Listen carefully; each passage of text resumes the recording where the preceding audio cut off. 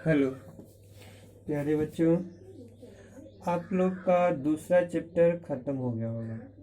तो दूसरा चैप्टर के बाद आप लोग कम से कम 2 पेज यानी 1 पन्ना या 2 पन्ना छोड़ देंगे।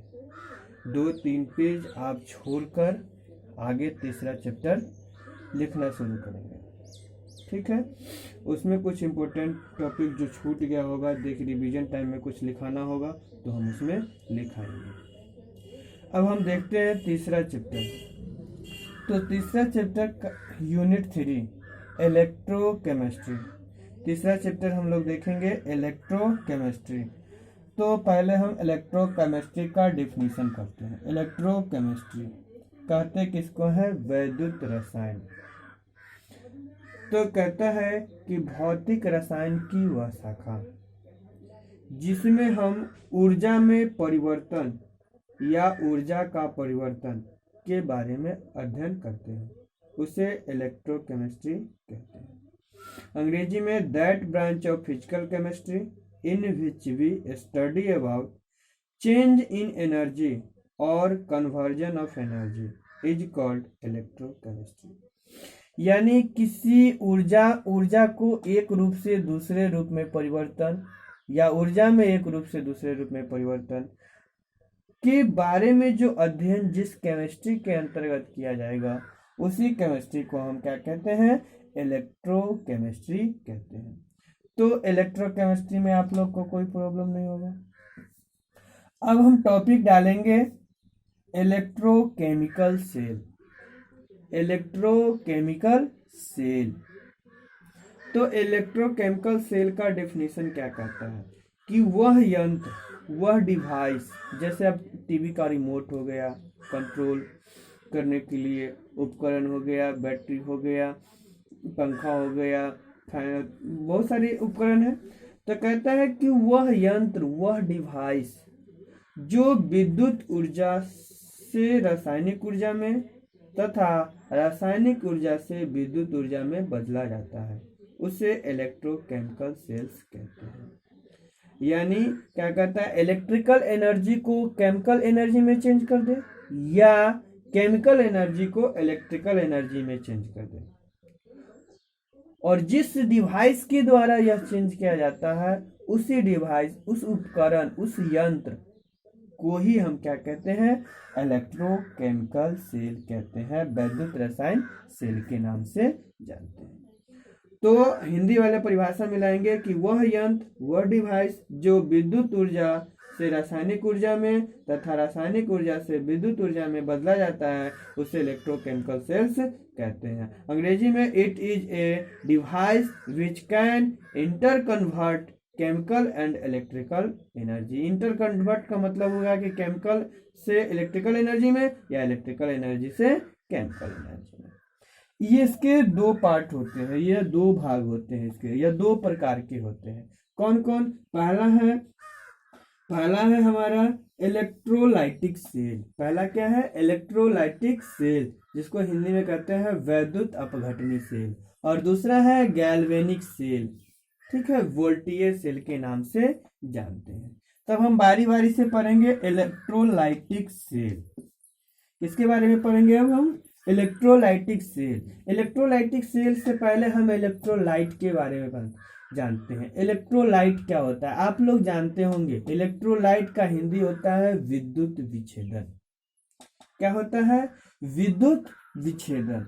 तो विद्युत विच्छेदन कैसे? जैसे हम जल का विद्युत विच्छेदन कर रहे हैं। जल, एक पात्र में जल लेते हैं, जल इसमें 2 रड डाल देते हैं, दोनों रड को एक बैटरी और वोल्ट मीटर की सहायता से जोड़ देते हैं। अब इस जल का विद्युत विच्छेदन कब होगा? यानी जल में कौन से अम्ल? जल का सूत्र हो गया H2O। तो ये कब टूटेगा? किस किस में टूटेगा? H+ और 2- में। H+ और 2- में टूटेगा विद्युत विच्छेदन होने से। तो कब टूटेगा?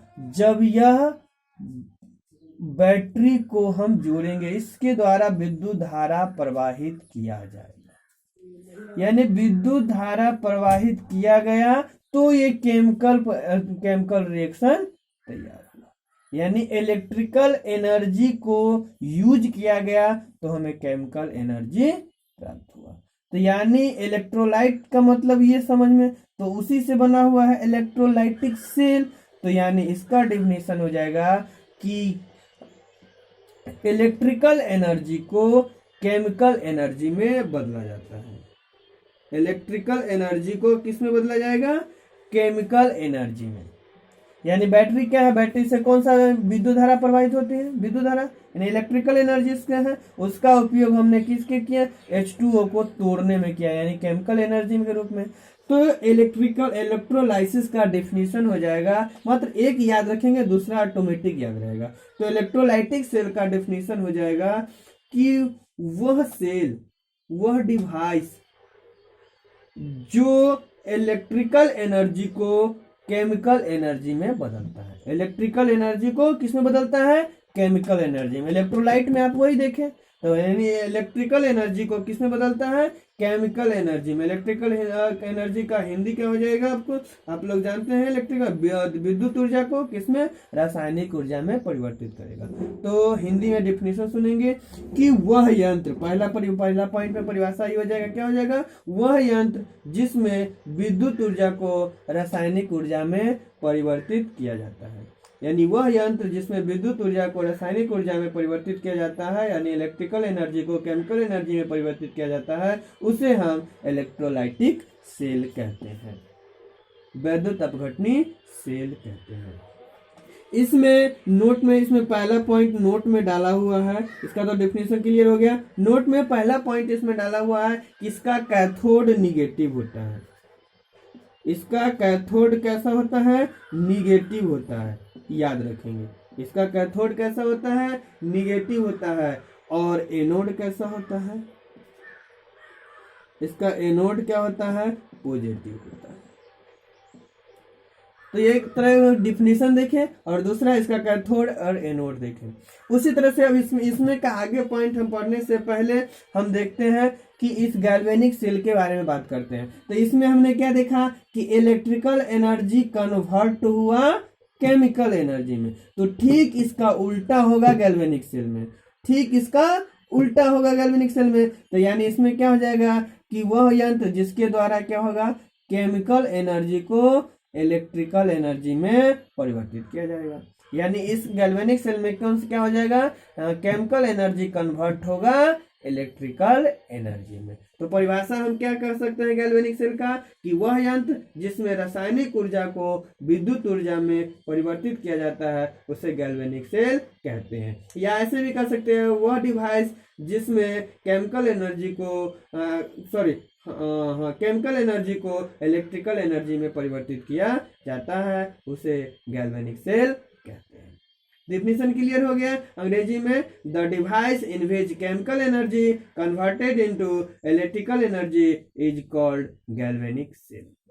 तो इस तरह से इलेक्ट्रिकल एनर्जी का भी डिफिनेशन आप लोग समझ गए, गैल्वेनिक सेल का भी डिफिनेशन समझ गए। अब इसमें हम नोट लिखाए थे, तो नोट में देखिए कैथोड इलेक्ट्रिकल एनर्जी में एगो याद रखेंगे, तो ठीक इसका उल्टा होता है गैल्वेनिक सेल में। तो कैथोड क्या होता है? इसका निगेटिव होता है, तो इसका कैथोड क्या हो जाएगा? पॉजिटिव होगा। इसका कैथोड क्या होगा?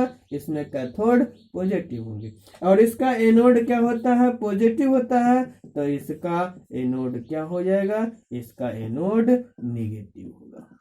इसका एनोड कैसा होगा? निगेटिव होगा।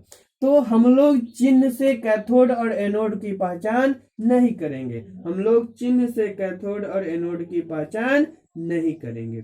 अब हम तीसरा पॉइंट, अब कैसे इसकी पहचान कैसे करेंगे आगे हम पढ़ते हैं। इसकी पहचान, अब कैथोड और एनोड की पहचान हम कैसे करेंगे वो हम आगे देखते हैं।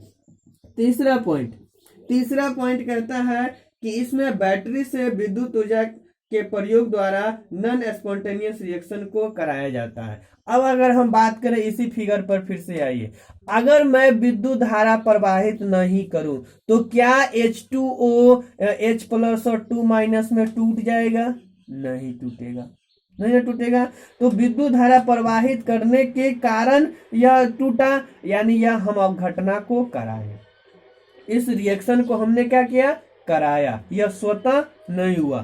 तो इलेक्ट्रोलाइटिक सेल में क्या होता है, नॉन स्पॉन्टेनियस रिएक्शन होता है। इलेक्ट्रोलाइटिक सेल में क्या होता है, नॉन स्पॉन्टेनियस रिएक्शन होता है। और गैल्वेनिक सेल में इसका ठीक उल्टा हो जाएगा। गैल्वेनिक सेल में क्या होगा, इसमें स्पॉन्टेनियस रिएक्शन हो जाएगा।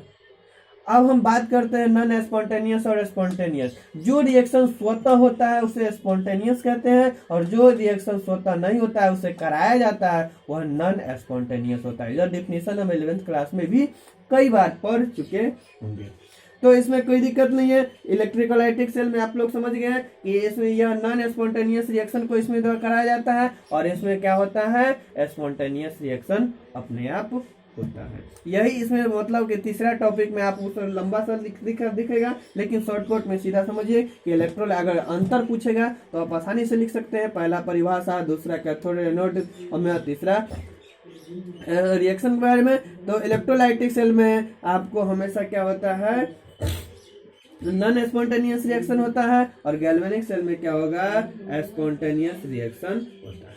कौन सा होगा, स्पॉन्टेनियस रिएक्शन होता है। तो यहाँ तक में आप लोगों को किसी को कोई प्रॉब्लम नहीं। अब हम आगे पढ़ना है कि गैल्वेनिक सेल होता कैसा है, इसके फंक्शन कैसे कार्य करते हैं, इसमें कौन कौन से पार्ट होते हैं, विस्तार से हम अगले वीडियो में आपको भेज रहे हैं। धन्यवाद।